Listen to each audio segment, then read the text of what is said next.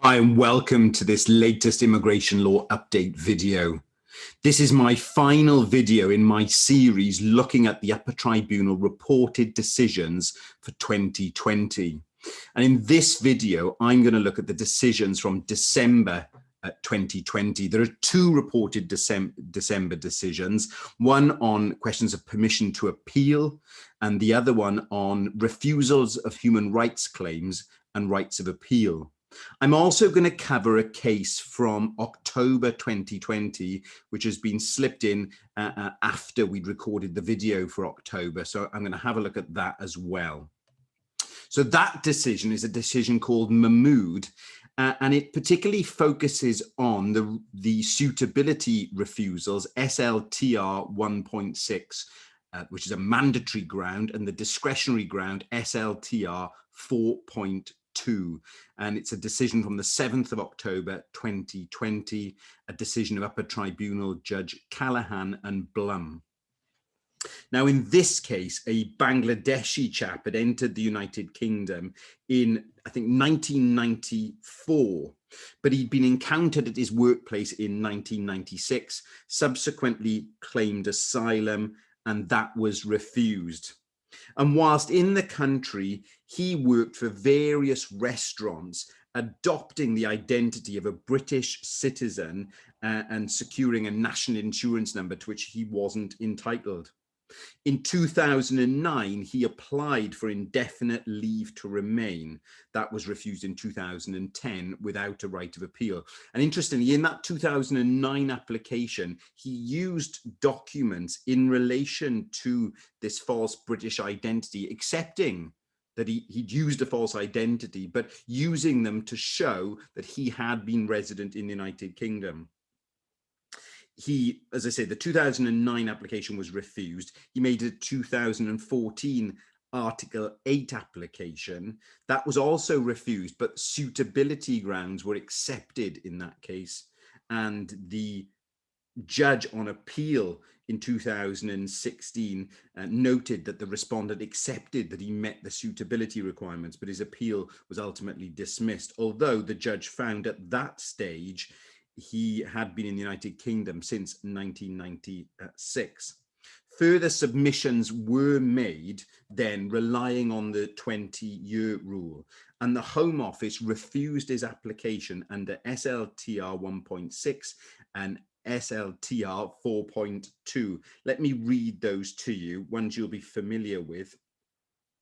So 1.6 says the exclusion of the applicant from the UK is conducive to the public good because, for example, the applicant's conduct, including convictions which do not fall within SEC 1.4 character associations or other reasons, make it undesirable to grant them entry clearance. And then let's have a look at 4.2. That says, forgive me for the pause, then just finding it in the judgment, the applicant has made false representations or failed to disclose any material fact in a previous application for entry clearance, leave to enter, leave to remain, or a variation of leave, or in a previous human rights claim, or did so in order to obtain from the Secretary of State or a third party a document required to support such an application or claim, whether or not the application or claim was successful. Now, the decision of the first tier tribunal was to refuse his appeal and find that the mandatory ground SLTR 1.6 and the discretionary ground SLTR 4.2 was made out. That's because, and let me read you what the first tier judge found. The first tier judge said this: the fact that the applicant made his 2009 application in the name of Sultan Mahmood and openly admitted that the P60s were in a false identity, relying on them not as evidence of identity but as proof of residence, does not, in my judgment, deprive them of their innate character as documents containing false representations. And then she goes on to refer to AA Nigeria. So his claim was dismissed on that basis. The case came before the Upper Tribunal, and during the appeal, the Secretary of State accepted that SLTR 1.6 does not cover the use of false representations or the failure to disclose material facts in an application for a leave to remain or in a previous application for immigration status. So that rule should not be used for that purpose. The upper tribunal went on then to look at SLTR 4.2 and said it has two independent clauses and the Home Office is obliged to plead and reason exercise of discretion to refuse an application for a leave to remain based on one or both of those clauses. And then they say the natural meaning of the first clause in paragraph SLTR 4.2 requires that the false representation or the failure to disclose any material fact must have been made in support of a previous application and not be peripheral to that application. And they say in the second clause, which is about obtaining a document to support an application, it says the use of the words required to support in the second clause in paragraph SLTR 4.2 confirms a compulsory element to the use of the document within the application or the claim process, and obtaining of the document must be for the purposes of the immigration application or claim. And if we go to the end of the judgment, they find in this case, it's paragraph 89, and again, apologies, I'll read it to you. They say, we observe that the appellant has relied upon documents arising from his employment, such as the P60s in the long residence and Article 8 applications alone, and not, for example, in an application where he was required to establish his earnings. He always confirmed by means of his applications that the documents were secured with the adoption of another person's identity. The false representation was to his employer, namely that he was a British citizen called Rezul Karim, who was born in 1976, possessed a certain NI number and was lawfully permitted to work. Such false representations were not made to obtain a document for the purpose of supporting an application for leave to remain in the United Kingdom. That's the second clause in 4.2. The documents were solely generated consequent to the appellant having secured employment. We are satisfied that upon a natural reading of the second clause, the securing of the employment documents relied upon by the appellant in this matter were not secured through false representations to support an application for leave to remain. In any event, we observe that such employment and tax documents are not required for an application for leave to remain under paragraph 276 ADE13 20-year rule. Consequently, even taking the respondent's case at her highest under the second clause of paragraph SLTR 4.2, she could not succeed. So therefore, they find that the judge had erred in law. There was a previous finding by the previous tribunal that he'd been here since 1996. Therefore, the 20-year rule was made out and they allowed the Article 8 appeal. So an important judgment, a bit technical in terms of the analysis of 1.6 and 4.2, but note particularly what Head Note 1 says about what 1.6 cannot be used for. And then note the interpretation, the sort of strict interpretation of 4.2 by the upper tribunal. Let's carry on then and look at a case called Nadaweni on permission to appeal, challenging decisions on timeliness, Rwanda 2020 UKUT 378. And it's a decision from the 30th of December 2020 and a decision of Upper Tribunal Judge Clive Lane, not the President Lane, Upper Tribunal Judge Clive Lane. You may have heard me talk about this in my previous immigration law conversation video with Chris Cole. If you haven't listened to that, have a listen to it. Chris was the advocate in the first part of this hearing. This was a Rwandan asylum seeker. He had been successful in his appeal. The Secretary of State had appealed to the upper tribunal, but in the application for permission to appeal to the first year tribunal, it was out of time. They'd applied for an extension of time. The judge who considered the application granted the Secretary of State permission to appeal and treated the application as in time.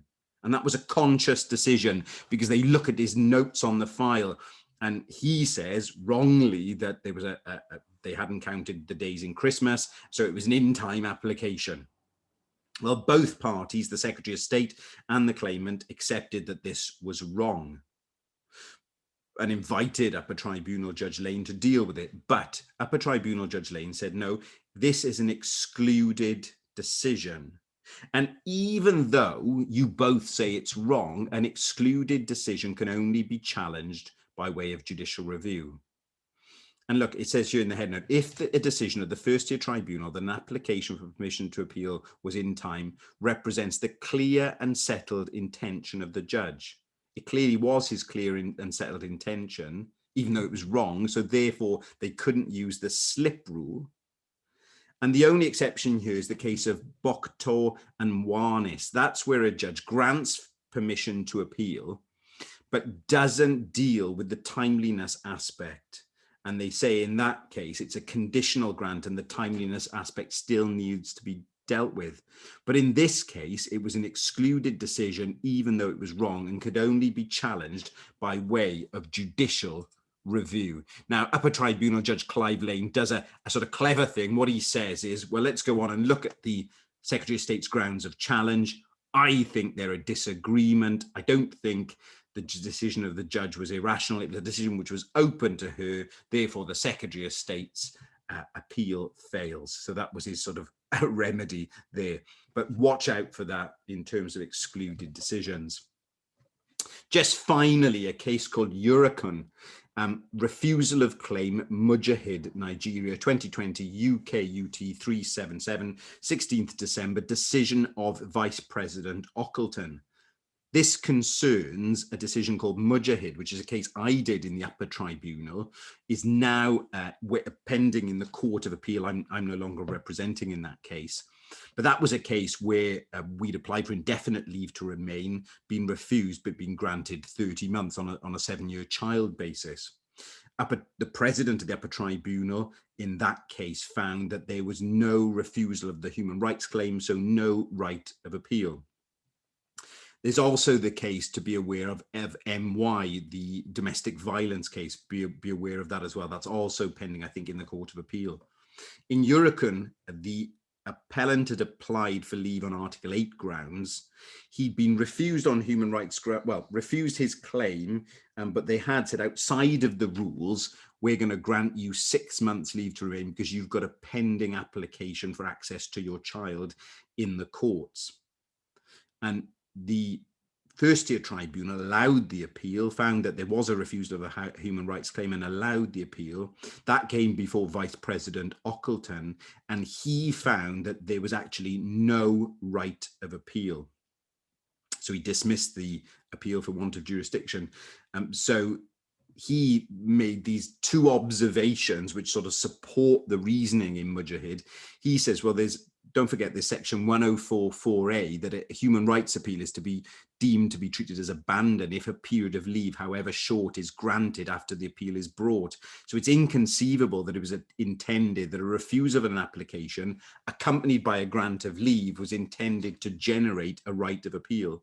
And secondly, he says there's an inherent difference between an application and a claim. And the refusal of one doesn't imply or entail the refusal of the other, even where the application includes a claim. So even though in this case, he says the appellant's application was refused, they did recognize his claim and grant him something. So there wasn't a refusal of a human rights claim in this case. And he says this is where the judge probably went wrong. He elided the application with the claim. So these additional reasoning, Mr. Ockleton says, supports the decision in Mujahid. We'll see what the Court of Appeal make of that. So those are the decisions for December 2020. And as I said, a bonus one that we didn't cover for October that's been added to the list. I hope this whole series has been helpful to you. Do feel free to go back and look at some of the other videos that cover all of the reported decisions for 2020.